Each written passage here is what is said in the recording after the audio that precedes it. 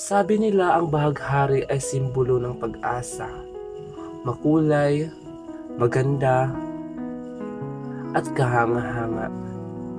Pero alam nyo ba, hindi madaling maging bahagi ng bahaghari.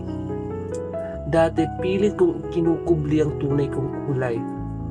Takot mahusgahan, takot akong hindi tanggapin, takot akong makarinig ng mga salitang bakit ka ganyan, normal ka pa ba, okay lang yan.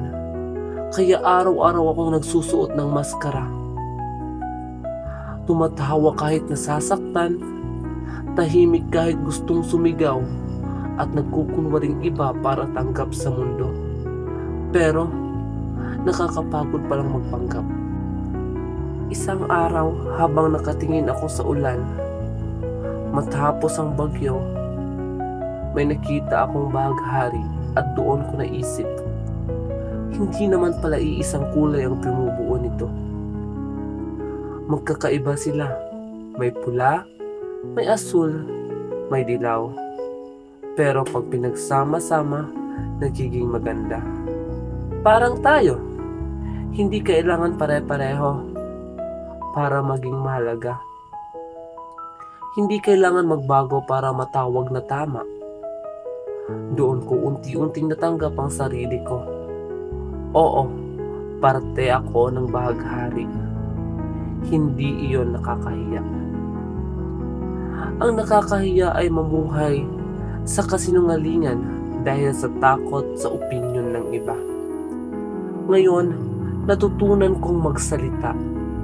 Natutunan kong mahalin ang sarili ko. At higit sa lahat, natutunan kong maging totoo. Dahil sa pagpapakatotoo ay hindi kahinaan. Isa itong tapang.